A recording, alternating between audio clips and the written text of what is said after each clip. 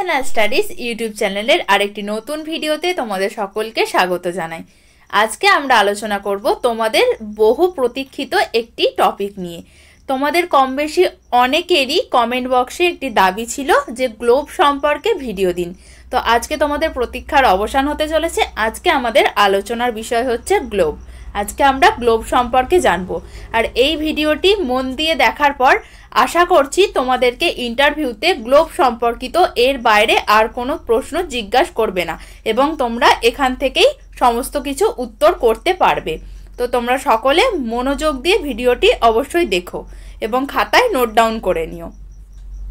চলো তাহলে আজকের আলোচনা শুরু করা যাক। আর আলোচনা শুরু করার আগে আর একটা কথা বলে রাখি যে ইন্টারভিউ টেবিলে তুমি যখন যাবে, ইন্টারভিউ বোর্ডে যখন ইন্টারভিউ দিতে যাবে, তখন কিন্তু ইন্টারভিউ টেবিলে তোমরা গ্লোবকে দেখতে পাবে। এবার তোমাকে ইন্টারভিউয়ার গ্লোব দেখিয়ে বলতেই পারে যে তুমি এই গ্লোবটি হাতে নাও এবং গ্লোবের মধ্যে দেখাও ভারতবর্ষের অবস্থান কোথায়, অথবা এটাও বলতে পারে যে পশ্চিমবঙ্গের তুমি যে জেলা থেকে এসেছো সেই জেলাটিকে দেখাও। তো তোমরা প্রত্যেকে এই ব্যাপারগুলি সম্পর্কে একটু সচেতন থেকো। ব্যাপার মানে যে ম্যাপ পয়েন্টিংয়ের যে ব্যাপারগুলো আছে একটা গ্লোবেতে, সেগুলো একটু দেখে রেখো। আর প্রশ্ন এই ভিডিওর বাইরে আশা করি কোনো কিছু করবে না। তো চলো তাহলে আজকে তোমাদের সেই বহু প্রতীক্ষিত টপিক গ্লোবটা আলোচনা শুরু করা যাক। দেখো, প্রথমেই আমাদের জানতে হবে গ্লোব কি। না, গ্লোব হলো পৃথিবীর একটি ত্রিমাত্রিক গোলাকার মডেল, যেখানে কি করা হয়ে থাকে না দেশ, মহাদেশ, মহাসাগর ও অন্যান্য যে ভৌত বৈশিষ্ট্য আছে সেগুলিকে উপস্থাপন করা হয়ে থাকে। গ্লোব একটা গোলাকার ত্রিমাত্রিক মডেল, এটা কিন্তু মনে রাখবে। এবার আমরা দেখব এই গ্লোব কোথা থেকে এলো, এর আবিষ্কর্তা কে, কারাই বা এটা আবিষ্কার করলো। দেখো, প্রথম গ্লোব আবিষ্কার করেছিলেন গ্রিক জ্যোতির্বিজ্ঞানী যারা আছেন। জ্যোতির্বিজ্ঞানী মানে হচ্ছে যারা মহাকাশ সংক্রান্ত গবেষণা করে থাকেন। তারা খ্রিস্টীয় ৩য় শতাব্দীতে এই গ্লোবের উদ্ভাবন করেছিলেন। কিন্তু সবচেয়ে প্রাচীন বিদ্যমান যে গ্লোবটি সেটা তৈরি করেছিলেন জার্মান অভিযাত্রী মার্টিন বেইহাইম 1492 সালে। গেল এটা। এবার আমরা দেখব গ্লোবের উৎস। যেহেতু এটা গ্রিক জ্যোতির্বিজ্ঞানীরা আবিষ্কার করেছিলেন, তাই অবশ্যই বোঝা যাচ্ছে যে এটা কোনো ভারতীয় শব্দ নয়। তাহলে আমরা দেখব যে এটার উৎপত্তি কোথায়। দেখো, গ্লোব শব্দটি ল্যাটিন শব্দ গ্লোবাস থেকে এসেছে, যেই কথার অর্থ হচ্ছে গোলক। আমরা সকলেই গণিতে গোলক সম্পর্কে জানি, কম বেশি ধারণা আছে। এবার আমরা দেখব যে গ্লোবের ব্যবহার কোথায়, আমরা কোথায় কোথায় গ্লোবকে কিভাবে ব্যবহার করতে পারি। দেখো, গ্লোবকে আমরা মানচিত্রের মতনই ব্যবহার করে থাকি। দেখো, পাশে তোমাদের সুবিধার্থে ছবি দেওয়া আছে, এখানটা তোমরা দেখতে পাবে। এর মাধ্যমে আমরা পৃথিবীর এই যে দেখো 7টা মহাদেশ আছে, বিভিন্ন মহাসাগর আছে, দ্বীপপুঞ্জ আছে, প্রভৃতিগুলোকে বৈশিষ্ট্যের আকার, আকৃতি, এইসব অবস্থান সম্পর্কে জানতে পারি। আর কি পারি না, গ্লোবের ভিত্তিতে আমরা অক্ষাংশ এবং দ্রাঘিমাংশের ভিত্তিতে কোনো একটি নির্দিষ্ট স্থান, যেমন আমাকে বললো যে এই গ্লোবেতে তোমার যে ইন্ডিয়া আছে, ভারতবর্ষ আছে, তোমার দেশ, সেই দেশটি কোথায় অবস্থিত সেটাকে চিহ্নিত করো। তাহলে আমি যদি ভারতের প্রমাণ সময়, প্রমাণ দ্রাঘিমা এগুলো যদি জেনে থাকি, তাহলে আমি তার অবস্থান নির্ণয় করতে পারবো। এইভাবে গ্লোবের সাহায্যে কোনো একটি অবস্থান নির্ণয় করা যায়। অক্ষাংশ, দ্রাঘিমাংশ এগুলো নিয়ে আমরা ডিটেলসে আলোচনা করব, আসছি। আর কি পারি না, ভূগোল, মহাকাশবিদ্যা এবং মানচিত্র অঙ্কনের মতো বিভিন্ন বিষয়ে জ্ঞান লাভ করার জন্য আমরা গ্লোব ব্যবহার করে থাকি। এবার দেখব গ্লোবের গুরুত্ব কোথায়, কেন গ্লোবকে ব্যবহার করা হলো। দেখি গ্লোবের ব্যবহার কি আছে। না, গ্লোব একটি ভৌগোলিক সরঞ্জাম। অবশ্যই আমরা যারা ভূগোলের স্টুডেন্ট তারা সকলেই গ্লোব নিয়ে আলোচনা করে থাকি এবং এটা আমাদের একটা কি শিক্ষামূলক উপকরণ, যেটা শিক্ষার্থীরা ব্যবহার করে থাকে টিএলএম হিসেবে, এবং শিক্ষকেরাও একটা টিএলএম হিসেবে ভূগোল পড়ানোর ক্লাসে গ্লোব কিন্তু মাস্ট থাকেই। অবশেষে বলা যায় কি যে গ্লোব হচ্ছে একটি ক্ষুদ্র প্রতিরূপ স্বরূপ পৃথিবীর, একটা ছোট্ট পৃথিবী যেন গ্লোবটাকে উপস্থাপন করে। এবার আমরা জানবো পৃথিবী সম্পর্কে। পৃথিবীর গড় পরিধি কত দেখো, 40,070 কিলোমিটার। আকৃতি অনেকটা ওভাল শেপ বা উপবৃত্তাকার। এর নিরক্ষীয় অঞ্চল কিছুটা স্ফীত আর মেরু অঞ্চল কিছুটা চাপা হয়ে থাকে। এই ধরনের আকৃতিকে আমরা কি বলে থাকি দেখো, অভিগত গোলক বলে থাকি। এবার নিরক্ষীয় অঞ্চলের একটা ব্যাস আছে, দেখো সেটা বলছে 12,757 কিলোমিটার, আর মেরু অঞ্চলের ব্যাস হচ্ছে 12,714 কিলোমিটার। আর পৃথিবীর গড় ব্যাসার্ধ যদি পরিমাপ করা হয় তাহলে সেটা দেখা গেছে 6,400 কিলোমিটার। আর এই যে নিরক্ষীয় ব্যাস আর মেরু ব্যাস, এদের ব্যাসের পার্থক্য হচ্ছে 43 কিলোমিটার। দেখবে 12,757 থেকে যদি 12,714 বিয়োগ করা হয় তাহলে 43 কিলোমিটার আসবে। এবার আমরা দেখব মানচিত্র আর গ্লোবের মধ্যে পার্থক্য। আমরা তো ভূগোলের ক্লাসে মানচিত্রও দেখে থাকি আর গ্লোবও দেখে থাকি, তাহলে মানচিত্র আর গ্লোবের মধ্যে তফাৎ কোথায় এটাই আমরা দেখব। দেখো, গ্লোব হচ্ছে একটি ত্রিমাত্রিক মডেল, অর্থাৎ এখানে তুমি দৈর্ঘ্য, প্রস্থ, উচ্চতা এইভাবে ত্রিমাত্রিক। ব্যাপারটা মানে কি, আমরা অঙ্কের ক্ষেত্রে এই ত্রিমাত্রিক বা 3 ডাইমেনশন কথাটা ব্যবহার করে থাকি। যে বস্তুর দৈর্ঘ্য, প্রস্থ এবং উচ্চতা আমরা পরিমাপ করতে পারি সেটাই হচ্ছে 3D বস্তু, আর যেটা 2D আমরা যেটাকে বলি, অর্থাৎ 2 ডাইমেনশন, যেটার অনলি দৈর্ঘ্য আছে আর প্রস্থ আছে। তো গ্লোব হচ্ছে একটি ত্রিমাত্রিক মডেল, যেখানে মানচিত্র কি, দেখো এটা হচ্ছে গ্লোব আর এটা হচ্ছে আমরা সকলেই জানি মানচিত্র। এটার কি আছে, দ্বিমাত্রিক, অর্থাৎ এই বরাবর এটা লেন্থ আর এই বরাবর হচ্ছে এটা ব্রেথ অর্থাৎ প্রস্থ। আর গ্লোব কি পুরো পৃথিবীর প্রতিনিধিত্ব করে, মানে এই গ্লোবটার মধ্যে তুমি পুরো পৃথিবীটাকে 7টা মহাদেশ পাবে, মহাসাগর পাবে, প্রত্যেকটা মহাদেশের আন্ডারে অনেক দেশ আছে সেগুলোকে পাবে, আরও অনেক কিছু, দ্বীপপুঞ্জ থেকে শুরু করে সমস্ত কিছু পাবে। অন্যদিকে মানচিত্র কি, একটা পার্টিকুলার, ধরো আমি আমার দেশের মানচিত্র চাইছি, তাহলে বড় করে একটা দেশ, আমার যে ভারতবর্ষ দেশ, সেটার মানচিত্রতে আমি কেবলমাত্র আমার দেশকেই পাবো। সেখানে আমার দেশের মধ্যে কটা রাজ্য আছে সেগুলোর যথাযথ বিবরণ, তাদের সম্পর্কে বাকি যা কিছু আছে, ভারতের প্রতিবেশী দেশ সম্পর্কে ওপরে কিছু কিছু পার্টিশন করে দেওয়া থাকে, আর কি থাকে, বঙ্গোপসাগর, আরব সাগর, এগুলোকে চিহ্নিত করা থাকে। তাহলে মানচিত্র হচ্ছে পৃথিবীর একটি অংশকে বা নির্দিষ্ট অঞ্চলকে উপস্থাপন করে থাকে। এটাই হচ্ছে গ্লোব আর মানচিত্রের মধ্যে তফাৎ। এবার আমরা দেখছি যে গ্লোবকে কিভাবে তৈরি করব, কিভাবে তৈরি করা হয়। এটাকে সাধারণত কি দিয়ে, কার্ডবোর্ড ব্যবহার করা হয়, প্লাস্টিক বা ধাতু দিয়ে তৈরি করা হয়ে থাকে এই গ্লোবকে। এবার আমরা দেখব যে গ্লোবকে কিভাবে সময় অঞ্চলে বুঝতে সাহায্য করে, মানে একটা যে টাইম জোন থাকে, তো প্রত্যেকটা দেশেরই টাইম জোন থাকে। সবচেয়ে বেশি টাইম জোন আছে ফ্রান্সের 12টি, তারপরেই আছে রাশিয়া এবং ইউএসএ, এদের 11টি করে টাইম জোন আছে। আর ভারতের টাইম জোনের সংখ্যা একটি, যেটাকে বলা হয় আইএসটি অর্থাৎ ইন্ডিয়ান স্ট্যান্ডার্ড টাইম।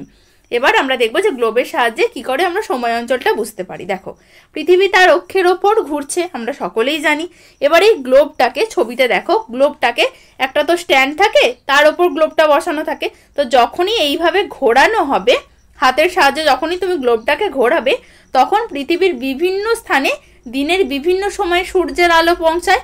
তার ফলে কি হয়, বিভিন্ন দেশে বিভিন্ন অঞ্চলে সময়ের পার্থক্য নির্দেশ করে। এইভাবে আমরা সময় অঞ্চল বা টাইম জোনটাকে চিনে থাকি। এবার একটা গ্লোবে বিভিন্ন কালার দেয়া থাকে, আমরা সকলেই জানি। মানচিত্রেও আমরা অনেক রকম কালার দেখতে পাই, আর গ্লোবেও আমরা অনেক রকম কালার দেখতে পাই। আচ্ছা, এই কালারগুলো কি শুধুই মজার ছলে দেয়া হয়ে থাকে? একদমই না। আমরা সেটাই দেখব যে কোন কালারটা কি নির্দেশ করে। দেখো, গ্লোবে সাধারণত বিভিন্ন রং দিয়ে দেশ বা মহাদেশের রাজনৈতিক সীমানা দেখানো হয়ে থাকে। তাছাড়া কি দেখানো হয়ে থাকে, জলভাগ, স্থলভাগ, পর্বতমালা প্রভৃতি। যেমন এই যে নীল রং দেখো, এই গ্লোবটার এই যে এই পোর্শনটা নীল রং করা আছে, এই নীল রংটা দিয়ে সাধারণত কি বোঝায়, জলরাশি, যেমন মহাসাগর, সমুদ্র ইত্যাদিকে বোঝানো হয়। আবার যেই অংশটা সবুজ অংশটা রং করা থাকে, সেখানে বন, অন্যান্য গাছপালা পূর্ণ অঞ্চল যেগুলো থাকে, উদ্ভিদ, সেখানটা সবুজ রং দিয়ে ডিনোট করা হয়ে থাকে। আর বাদামি কালার দিয়ে সাধারণত মরুভূমি, পার্বত্য যে অঞ্চলগুলো থাকে বা উঁচু মালভূমি, সেগুলোকে ডিনোট করা হয়ে থাকে। তাহলে বোঝা গেল যে গ্লোবের কোন কালার কি নির্দেশ করে। এবার আমরা জানবো একটি গ্লোবে কিভাবে উত্তর মেরু আর দক্ষিণ মেরুকে খুঁজে পাবে। তোমাকে তো একটা গোল দিয়ে দেবে, তুমি কি করে বুঝবে যে কোনটা উত্তর মেরু কোনটা দক্ষিণ মেরু? না, গ্লোবের মধ্য দিয়ে একটি কাত করা সূঁচ থাকে ভিতরে, যা ঘূর্ণনের জন্য ব্যবহার করা হয়ে থাকে। এই সূচের ওপরের দিকটা যেটা থাকে সেটা হচ্ছে নর্থ পোল বা উত্তর মেরু, এবং ঠিক নিচের যে বিন্দুটা সেটাই হচ্ছে সূচ বরাবর দক্ষিণ মেরু। বোঝা গেছে? এবার দেখবো আমরা শিক্ষাক্ষেত্রে গ্লোবের ব্যবহার। কি ব্যবহার আছে গ্লোবের? গ্লোব শিক্ষাদানের একটি চমৎকার উপকরণ, যা ভূগোল, পৃথিবী বিজ্ঞান, ইতিহাসের ধারণাগুলিকে শিক্ষার্থীদের কাছে আরো সহজ করে তোলে। আমরা সকলেই এটা ব্যবহার করে থাকি। এবার দেখব গ্লোব ব্যবহার করে কিভাবে দূরত্ব পরিমাপ করা হয়। না, গ্লোব দূরত্ব পরিমাপের জন্য গ্লোবে একটা স্কেল ব্যবহার করা হয়। সেই স্কেলটা কি, বাস্তবের যে দূরত্ব, মানে আমি ধরো বলছি যে এখান থেকে আমেরিকার দূরত্ব হচ্ছে কয়েক হাজার কিলোমিটার, তো সেই দূরত্বটাকে গ্লোবে তো আর অত হাজার কিলোমিটার দূরত্ব দেখা যায় না, ওটা তো একটা গোলকের আকৃতি। তাহলে কি ওই স্কেলটার সাহায্যে ওই বড় বড় যে মাপ বা আকারগুলো থাকে সেগুলোকে খুব ছোট ছোট আকারে তুলে দেওয়া থাকে। ওই স্কেলটার মাধ্যমেই আমরা বিভিন্ন দূরত্ব পরিমাপ করে থাকি। এবার দেখব যে গ্লোব কিভাবে পৃথিবীর ঘূর্ণন দেখাতে পারে। না, গ্লোবে একটি অক্ষ ঘোরানো হয়ে থাকে যা পৃথিবীর আহ্নিক গতিকে উপস্থাপন করে। আর আমরা সকলেই জানি যে আহ্নিক গতির জন্য কি হয়, দিন রাতের পার্থক্য হয় বা দিন রাত্রি সংঘটিত হয়ে থাকে। এবার আমরা দেখব জিওড কি। আমরা সকলেই জিওড কথাটার সঙ্গে কিন্তু পরিচিত। জিওড কি না, পৃথিবীর প্রকৃত আকৃতির সাথে দেখো বস্তু জগতের কোনো কিছুরই তুলনা করা চলে না। কেউ বলে পৃথিবী অভিগত গোলক, কেউ বলে পুরোটাই গোলাকার, কেউ আবার বলে কি অনেকটা ডিম্বাকার আকৃতি। কেউ অর্থাৎ পৃথিবীর আকৃতি বস্তু জগতের কোনো আকৃতির সাথে সেভাবে যায় না। পৃথিবীর আকৃতি পৃথিবীরই মতো, এটাই আমরা বলে থাকি, তাই তো। এবার এই বিশেষ ধরনের যে আকৃতি সেটারই নাম দেওয়া হয়েছে জিওড। ঠিক আছে, বোঝা গেল। এবার আমরা দেখব যে গ্লোবের অবস্থানকারী বিভিন্ন কাল্পনিক যে রেখাগুলো আছে সেই সম্পর্কে আমরা জানবো। প্রথমেই দেখো আছে নিরক্ষরেখা। নিরক্ষরেখা কোন দিক থেকে কোন দিকে বিস্তৃত সেটা আমরা দেখব। না, একেবারে পৃথিবী, গোল যে পৃথিবী অভিগত গোলাকার, সেটার উত্তরে আছে উত্তর মেরু, দক্ষিণে আছে দক্ষিণ মেরু। এই দুটি সীমার দুটি স্থির বিন্দুকে ওপরের দিকে, অর্থাৎ উত্তর মেরুটাকে বলা হয় নর্থ পোল বা সুমেরু, আর দক্ষিণ মেরুটাকে বলা হয় কুমেরু। এই সুমেরু আর কুমেরু বিন্দু থেকে ঠিক সমদূরত্ব, মানে ধরো এটা যদি একটা পৃথিবী হয়, এটা হচ্ছে নর্থ পোল এন দিয়ে বলছি, এটা হচ্ছে সাউথ পোল এস দিয়ে বলছি, এর ঠিক মাঝ বরাবর অর্থাৎ পূর্ব পশ্চিমে এইভাবে বেষ্টন করে পৃথিবীকে যে রেখা আছে এটাকেই আমরা বলে থাকি নিরক্ষরেখা। তাহলে নিরক্ষরেখা কোন দিক থেকে কোন দিকে বিস্তৃত, না পূর্ব পশ্চিমে বিস্তৃত। বোঝা গেছে। নিরক্ষরেখার অপর নাম হচ্ছে মহাবৃত্ত। মহাবৃত্ত হলো সর্ববৃহৎ বৃত্ত কল্পনা করা হয়, যেটার থেকে বড় বৃত্ত গ্লোবে আঁকা সম্ভব নয়। আর আরেকটা নিরক্ষরেখার আরেকটা নাম বলা হয়ে থাকে কি বলতো, বিষুব। বিষুব কথার অর্থ হচ্ছে দিন রাত্রির সমান। আর এই নিরক্ষরেখায় দিন রাত্রির সমান হয়ে থাকে বলেই কিন্তু নিরক্ষরেখার অপর নাম বিষুবরেখাও বলা হয়ে থাকে। তাহলে এই গেল নিরক্ষরেখা সম্পর্কে। দেখো এখানে লেখা আছে যে নিরক্ষরেখায় পৃথিবীতে সারা বছর দিন রাত্রি সমান হয়, এই জন্য একে বলে বিষুবরেখা। আর এই নিরক্ষরেখার মান কত হয়ে থাকে, 0 ডিগ্রি হলো। এবার আমরা দেখব অক্ষরেখা বা সমাক্ষরেখা। অক্ষরেখাগুলিও পূর্ব পশ্চিমে বিস্তৃত কাল্পনিক রেখা। এই যে এতগুলো রেখা সম্পর্কে আমরা পড়বো বা জানবো, এগুলোর কিন্তু একটাও বর্তমানে মানে আসলে কিন্তু অস্তিত্ব নেই। এগুলো কিন্তু সবই আমাদের কল্পনা, কাল্পনিক রেখা। এই রেখাগুলো কিন্তু পূর্ব পশ্চিমে অর্থাৎ এই দিক থেকে এই দিকে বিস্তৃত। প্রতিটি অক্ষরেখাই হচ্ছে এক একটি পূর্ণবৃত্ত, অর্থাৎ এইভাবে যদি রেখাগুলো বরাবর থাকে, এইভাবে কাটলে কিন্তু এইরকমভাবে এসে কিন্তু এটাকে এক একটা পূর্ণবৃত্ত হিসেবে বেরিয়ে আসবে। সেই জন্যই বলছে প্রত্যেকটা রেখাই হচ্ছে পূর্ণবৃত্ত। আর কি, প্রত্যেকটা রেখা পরস্পরের সমান্তরাল। অবভিয়াসলি এটা যদি নিরক্ষরেখা হয়, দেখো লেখা আছে এটা হচ্ছে কর্কট ক্রান্তি রেখা, এটা মকর ক্রান্তি রেখা, তাহলে এরা পরস্পরের সমান্তরাল। এরপর আমরা দেখব যে পৃথিবীতে মোট অক্ষরেখার সংখ্যা কটি আছে। না, 181টি অক্ষরেখা আছে। কি করে হয়, না বিষুবরেখা বা নিরক্ষরেখা এটা হচ্ছে একটা, যার মান 0 ডিগ্রি। আর কি, উত্তর ও দক্ষিণ গোলার্ধের 90টা করে এইভাবে রেখা সাজানো আছে। এই মাঝ বরাবর গেছে নিরক্ষরেখা, এর ঠিক উত্তর দিকে আছে 90টা, আবার দক্ষিণ দিকেও আছে 90টা রেখা। তাহলে 90 যুক্ত 90 180 যোগ 1 নিরক্ষরেখা, টোটাল হলো 181। এটাই এখানে বলা আছে। দেখো উত্তর ও দক্ষিণ গোলার্ধের 90টি করে রেখা নিয়ে গঠিত। কিন্তু যদি ডিগ্রির হিসেবে ধরে থাকি তাহলে নিরক্ষরেখা 0 ডিগ্রি অর্থাৎ একটা, যেই এইমাত্র বললাম। উত্তর গোলার্ধে 1 থেকে 90 ডিগ্রি অর্থাৎ 90টি, সেম দক্ষিণ গোলার্ধেও 1 থেকে 90 ডিগ্রি দক্ষিণ 90টি, অর্থাৎ টোটাল 181টি। তবে কিছু কিছু ক্ষেত্রে কি ধরা হয়, না উত্তর ও দক্ষিণ এই যে মেরু আছে, এই যে এটা উত্তর মেরু আর এটা হচ্ছে তোমার দক্ষিণ মেরু, এটা হলো দক্ষিণ মেরু।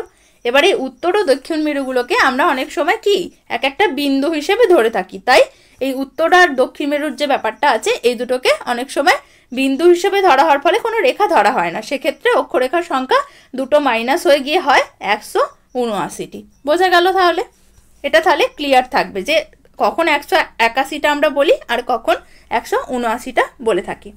এবার আমরা দেখব মূল মধ্যরেখা। মূল মধ্যরেখা কি না, গ্রিনিচের, লন্ডনের গ্রিনিচের শহরের মান মন্দিরে, এটা স্পেলিং মিস্টেক আছে, এটা মান হবে, মান মন্দিরের ওপর দিয়ে এই রেখাটা কল্পনা করা হয়েছে। কোন দিক থেকে কোন দিকে? উত্তর থেকে দক্ষিণ দিকে মেরুর যে সংযোগকারী রেখা, অর্থাৎ এই যে গোলক, এই হলো উত্তর মেরু, এই হলো দক্ষিণ মেরু, এই উত্তর থেকে দক্ষিণ মেরু সংযোগকারী যে কাল্পনিক রেখা মাঝ বরাবর কল্পনা করা হয়েছে সেটাকেই আমরা বলে থাকি মূল মধ্য রেখা। এই মূল মধ্য রেখার মানও হচ্ছে 0 ডিগ্রি। আর এগুলো প্রত্যেকটা কি অর্ধবৃত্ত। কেন অর্ধবৃত্ত না, দেখো এই বরাবর যদি আমরা উত্তর থেকে দক্ষিণ মেরুতে এই যে কল্পনা করছি এই বরাবর যদি কেটে ফেলা হয় তাহলে দেখো এদিক থেকে একটা অর্ধবৃত্ত বেরোবে এই পার্টটা, আর একটা অর্ধবৃত্ত এদিক থেকে বেরোবে, অর্থাৎ এক একটা অর্ধবৃত্ত হিসেবে কল্পনা করা হয়। আর কি দেখব? দ্রাঘিমা রেখা। দ্রাঘিমা রেখাও হলো উত্তর দক্ষিণে বিস্তৃত কাল্পনিক রেখা। প্রত্যেকটা দ্রাঘিমা রেখার পরিধি সমান হয়ে থাকে, আর প্রত্যেকটা দ্রাঘিমা রেখা হলো এক একটি অর্ধবৃত্ত। এই বরাবর থাকে উত্তর থেকে দক্ষিণে মাঝ বরাবর গেল মূল মধ্যরেখা, তার পাশাপাশি এই দিক থেকে এই দিকে কি বিস্তৃত? দ্রাঘিমা রেখাগুলো বিস্তৃত। দ্রাঘিমা রেখাগুলো পরস্পর সমান্তরাল হয় না, আর মোট দ্রাঘিমা রেখার সংখ্যা হয়ে থাকে 360টি। বেশ, এবার আমরা দেখব কতগুলি অক্ষরেখার নাম এবং তাদের অক্ষাংশগত মান। প্রথমেই দেখো আসছে নিরক্ষরেখা। নিরক্ষরেখার মান কত? 0 ডিগ্রি। তারপর আসছে কর্কট ক্রান্তি রেখা, এটার মান হচ্ছে 23.5 ডিগ্রি উত্তর। এরপর আসবে মকর ক্রান্তি রেখা 23.5 ডিগ্রি দক্ষিণ। সুমেরু বৃত্ত রেখা 66.5 ডিগ্রি উত্তর। কুমেরু বৃত্ত রেখা 66.5 ডিগ্রি দক্ষিণ। সুমেরু বিন্দু বা সুমেরু 90 ডিগ্রি উত্তর, আর কুমেরু বিন্দু বা কুমেরু 90 ডিগ্রি দক্ষিণ। দেখো তোমাদেরকে এই ছবিটা একবার দেখিয়ে দিই, এ দেখো এখানে পুরোটা ক্লিয়ার করে লেখা আছে। নিরক্ষরেখা 0 ডিগ্রি, কর্কট ক্রান্তি রেখা 23.5 ডিগ্রি উত্তর, মকর ক্রান্তি রেখা 23.5 ডিগ্রি দক্ষিণ। সুমেরু বৃত্ত 66.5 ডিগ্রি উত্তর, কুমেরু বৃত্ত 66.5 ডিগ্রি দক্ষিণ। উত্তর মেরু 90 ডিগ্রি, দক্ষিণ মেরুও 90 ডিগ্রি। বোঝা গেল? এবার আমরা দেখব কিছু গুরুত্বপূর্ণ তথ্য। তার আগে দেখব আমরা প্রমাণ দ্রাঘিমা। প্রমাণ দ্রাঘিমা কি? প্রত্যেকটি দেশেই দ্রাঘিমার পরিবর্তনের জন্য সময়ের পরিবর্তন ঘটিত বিভিন্ন সুবিধা অসুবিধা দূর করতে, মানে ধরো একটা জায়গারই, একটা দেশের একটা জায়গায় হয়তো আমাদের এখানে যদি স্ট্যান্ডার্ড টাইমে একটা সময় দেখাচ্ছে, অন্য একটা প্রান্তে মানে ধরো অরুণাচল প্রদেশে যদি একটা টাইম দেখায় সেখানে গুজরাটে একটা অন্য টাইম দেখাচ্ছে। এই অসুবিধা দূর করার জন্যই নির্দিষ্ট একটা দ্রাঘিমা কল্পনা করা হয়ে থাকে। মোটামুটি ভারতের মাঝখান দিয়ে এইভাবেই একটা রেখা কল্পনা করা হয়েছে, যেটাকে আমরা প্রমাণ দ্রাঘিমা রেখা বলে থাকি, যেটা অনুযায়ী ভারতের সময় গণনা করা হয়ে থাকে। সেটা কত? 82 ডিগ্রি 30 মিনিট পূর্ব। এই রেখাটা কোন জায়গা দিয়ে কল্পনা করা হয়েছে না, উত্তরপ্রদেশের এলাহাবাদ শহরের ওপর দিয়ে কল্পনা করা হয়েছে। এরপর আমরা দেখব একটা ইন্টারেস্টিং ফ্যাক্ট, নলেজ ক্যাপসুল। কি বলছে দেখো তো, 27তম general conference of weights and measure এর একটা অধিবেশন হয়েছিল। সেখানে পৃথিবী পরিমাপের নতুন একক ধরা হয়েছিল রেনোগ্রাম। রেনোগ্রাম একটা নতুন ইউনিট। এই হিসেবে পৃথিবীর গড় ওজন হচ্ছিল 6 রেনোগ্রাম। 1 রেনোগ্রামের অর্থ হচ্ছে 1-এর গায়ে 27টা শূন্য। চিন্তা করো, 1-এর গায়ে 27টা শূন্য মানে হচ্ছে 1 রেনোগ্রাম। সেখানে পৃথিবীর ওজন হচ্ছে 6 রেনোগ্রাম, মানে 6-এর গায়ে 27টা শূন্য। দেখো এখানে 6-এর গায়ে 27টা শূন্য লেখা আছে। আর আমরা জানি পৃথিবীর ওজন কত? 5.97 × 10⁻24 কেজি। তারপর কি বলছে দেখো তো, পৃথিবী তার কক্ষপথের সমতলের সাপেক্ষে অক্ষের ওপর 23.5 ডিগ্রি কোণে হেলে থাকে, আর অক্ষটি কক্ষপথের সাথে 66.5 ডিগ্রি কোণ তৈরি করে হেলানো অবস্থায় থাকে। এই হেলার কারণেই ঋতু পরিবর্তন হয় আর দিন রাতের তারতম্য দেখা যায়, যেটা আমরা আহ্নিক গতি আর বার্ষিক গতির ফলাফল হিসেবে পড়ে থাকি, তাই তো? আর কি অভিকর্ষজ ত্বরণ, আমরা সকলেই জানি পৃথিবী তার নিজের দিকে সমস্ত বস্তুকে আকর্ষণ করে। এই অভিকর্ষজ ত্বরণের একটা মান আছে, সেটা হচ্ছে 9.8 মিটার/সেকেন্ড স্কয়ার। তবে ফিজিক্সের অঙ্ক করার ক্ষেত্রে আমরা আমাদের ক্যালকুলেশনের সুবিধার্থে এই অভিকর্ষজ ত্বরণের মানটাকে g equal to 10 metre per second ধরে থাকি, সেটা হচ্ছে ফিজিক্সের ব্যাপার। আচ্ছা, এবার আমরা জানবো কিছু গুরুত্বপূর্ণ তথ্য সম্পর্কে। দেখো, 1 ডিগ্রি দ্রাঘিমার পার্থক্যের সময়ের পার্থক্য হয়ে থাকে 4 মিনিট। এগুলো কিন্তু ছোট ছোট পয়েন্ট, এগুলো মনে রাখতে হবে। তারপর দেখো বলছে 1 ডিগ্রি অন্তর দুটি অক্ষরেখার রৈখিক ব্যবধান হয় 111 কিলোমিটার, যেটাকে মাইলে প্রকাশ করলে দাঁড়ায় 69 মাইল। নেক্সট বলছে কোনো স্থান এবং তার প্রতিপাদ স্থানের মধ্যে সময়ের পার্থক্য হয়ে থাকে 12 ঘন্টা। এবার প্রতিপাদ স্থান ব্যাপারটা কি না, এই হলো একটা গোলক, অভিগত গোলক পৃথিবী। এই পৃথিবীর কোনো একটি প্রান্ত, ধরো এই প্রান্ত থেকে আমি একটা লাইন বা রেখা কল্পনা করছি, কল্পনা করে এর ঠিক বিপরীত, এই রেখাটা ঠিক মাঝ বরাবর গিয়ে বিপরীত প্রান্তে যে অঞ্চলে গিয়ে ছেদ করবে, এই রেখাটি স্পর্শ করবে, সেটাই হবে এই এ স্থান। এটা যদি নাম দিয়ে থাকি, এ স্থানের সাপেক্ষে এই বি স্থানটা হবে প্রতিপাদ স্থান। এটাই হচ্ছে প্রতিপাদ স্থান। বোঝা গেল? তাহলে কোনো স্থান এবং তার প্রতিপাদ স্থানের মধ্যে সময়ের পার্থক্য হয়ে থাকে 12 ঘন্টা। আর কোনো স্থান এবং তার প্রতিপাদ স্থানের মধ্যে দ্রাঘিমার পার্থক্য হয় কত? 180 ডিগ্রি। 180 ডিগ্রি দ্রাঘিমা রেখা বরাবর আন্তর্জাতিক তারিখ রেখা টানা হয়েছে। আমরা সকলেই জানি ইন্টারন্যাশনাল ডেট লাইন, তাই তো? একে তারিখ বিভাজিকা বা দিন পরিবর্তনের রেখাও বলা হয়ে থাকে। এবার বলে রাখি যে আন্তর্জাতিক তারিখ রেখা প্রশান্ত মহাসাগর, মধ্য প্রশান্ত মহাসাগরের ওপর দিয়ে টানা হয়েছে। এবার কেন জলরাশির ওপর দিয়ে টানা হলো না, ভূভাগের ওপর দিয়ে যদি এই রেখা টানা হয়ে থাকে কিছু অসুবিধা দেখা যাচ্ছিল। কি অসুবিধা দেখা যাচ্ছিল না, এই আন্তর্জাতিক তারিখ রেখা যখন বিভিন্ন ভূভাগের ওপর দিয়ে টানা হচ্ছিল, তখন ফিজি, কিরিবাতি প্রভৃতি যে দ্বীপপুঞ্জগুলো ছিল, সেখানে তারিখ রেখাটা টানার ফলে, কল্পনা করার ফলে একটা দেশেই সময়ের বিভিন্ন পার্থক্য হয়ে যাচ্ছিল। মানে ধরো একটা দেশ, সেখানে একটা সময় যদি 5:30 দেখায়, আর একটা সময় হয়তো 3টে দেখাচ্ছিল, এই সময়ের পার্থক্য হয়ে যাচ্ছিল। এবার একটা দেশে যদি দুই জায়গায় 2 রকম সময় দেখায়, সেটা তো ঠিক নয়, সেইভাবে তো চলা যাবে না। তো এই অসুবিধা দূর করার জন্যই আন্তর্জাতিক তারিখ রেখাকে জলভাগের ওপর দিয়ে কল্পনা করা হয়েছে। তার ফলে কি হয়েছে না, আন্তর্জাতিক তারিখ রেখাকে কিছুটা বাঁকিয়ে কল্পনা করা হয়েছে। এটা ভূগোলের মাস্ট কমন কোয়েশ্চেন, যে আন্তর্জাতিক তারিখ রেখাকে কেন বিভিন্ন স্থানে বাঁকিয়ে দেওয়া হয়েছে। বোঝা গেল? আর আমাদের পৃথিবী, তারপর দেখো কি বলছে, আমাদের পৃথিবী পশ্চিম থেকে পূর্ব দিকে ঘূর্ণায়মান, আমরা সকলেই জানি। লন্ডনের নিকট গ্রিনিচ শহরের মধ্য দিয়ে মূল মধ্যরেখা বিস্তৃত, আমরা একটু আগেই পড়লাম এটা। আর কি, দ্রাঘিমা রেখা বরাবর সময়ের পরিবর্তন ঘটে থাকে, আর অক্ষরেখা বরাবর কিসের? জলবায়ুর পরিবর্তন হয়ে থাকে। আর কি না, উত্তর গোলার্ধে ধ্রুব তারা যেটা আছে, পোল স্টার, সেটার সাহায্যে অক্ষাংশ নির্ণয় করা হয়ে থাকে। এবার আমরা দেখব জিএমটি, এটার পুরো কথা, গ্রিনিচ মিন টাইম। আর কি, আইএসটি, যেটা আমাদের ইন্ডিয়ান স্ট্যান্ডার্ড টাইম। আর এই আমাদের ইন্ডিয়ান স্ট্যান্ডার্ড টাইম গ্রিনিচ মিন টাইমের থেকে 5.5 ঘন্টা এগিয়ে থাকে। 21শে জুন তারিখটাকে কর্কট সংক্রান্তি বলা হয়ে থাকে। ভারতের 8টি রাজ্যের ওপর দিয়ে কর্কট ক্রান্তি রেখা গেছে। কি কি বলতো? এই 8টি রাজ্য হলো মিজোরাম, ত্রিপুরা, ছত্তিশগড়, রাজস্থান, গুজরাট, মধ্যপ্রদেশ, ঝাড়খণ্ড এবং পশ্চিমবঙ্গ। নেক্সট পয়েন্ট আমরা দেখব, দেখো ভারতের মাহি নদী কর্কট ক্রান্তি রেখাকে 2 বার অতিক্রম করেছে। এই পয়েন্টগুলো কিন্তু খুব ছোট ছোট পয়েন্ট, কিন্তু খুব ইম্পর্টেন্ট, এগুলো তোমাদের জেনে রাখতে হবে। তারপর কি, মকর ক্রান্তি রেখাকে 2 বার অতিক্রম করেছে লিম্পোপো নদী, যেটা কোথায় অবস্থিত? আফ্রিকাতে। আর কি, কঙ্গো নদী, এটাও হচ্ছে আফ্রিকার একটি বিখ্যাত নদী, যেটা বিষুব রেখা অর্থাৎ নিরক্ষরেখাকে 2 বার অতিক্রম করেছে। এবার আমরা জানবো বিভিন্ন যে গুরুত্বপূর্ণ ডেটগুলো আছে। 22শে ডিসেম্বর মকর সংক্রান্তি, আর কর্কট সংক্রান্তি হচ্ছে 21শে জুন। 21শে মার্চ তারিখটিকে বলা হয় মহাবিষুব। বিষুব কথার অর্থ হচ্ছে দিনরাত্রি সমান, তোমাদের আগেই বলেছি। 21শে মার্চ হচ্ছে মহাবিষুব, এটাকে শারদ বিষুব বলা হয়ে থাকে। আর 23শে সেপ্টেম্বরটাকে বলা হয় জল বিষুব। ঠিক আছে? এই 2 দিন দিন রাত্রি, পৃথিবীতে দিন এবং রাত্রির দৈর্ঘ্য সমান হয়। দেখো লিখে দেওয়া আছে যে 21শে মার্চ ও 23শে সেপ্টেম্বর এই 2টি তারিখে পৃথিবীর সর্বত্র দিন রাত্রির সমান হয়, তাই এই দিন দুটিকে বিষুব বলা হয়ে থাকে। পৃথিবীর আহ্নিক গতির ফলে দিবারাত্রি বা দিনরাত্রি সম্পন্ন হয়, আমরা সকলেই জানি। আর বার্ষিক গতির বলে ঋতু পরিবর্তন হয়ে থাকে। ভূপৃষ্ঠের নিরক্ষীয় অঞ্চলে কোনো ঋতু পরিবর্তন হয় না, এটা মনে রাখবে।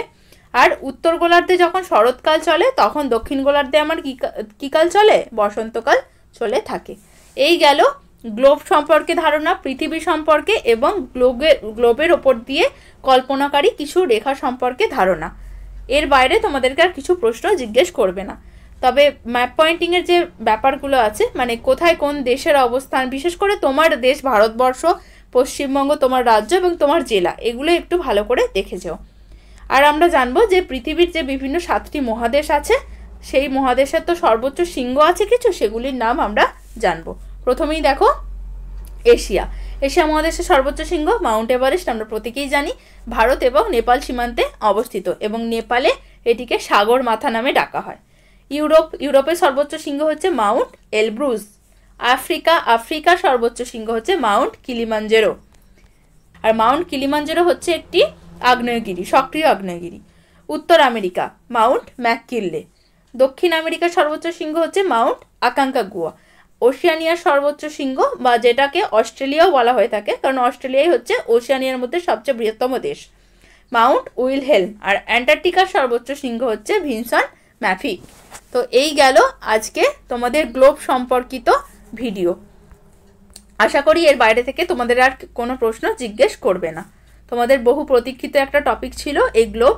আর ভিডিওটি ভালো লেগে থাকলে অবশ্যই একটি লাইক করো, বন্ধুদের সাথে শেয়ার করো এবং তোমাদের মূল্যবান মতামত কমেন্টে জানিও। সকলে খুব ভালো করে প্রিপারেশন নাও। সকলকে অসংখ্য ধন্যবাদ।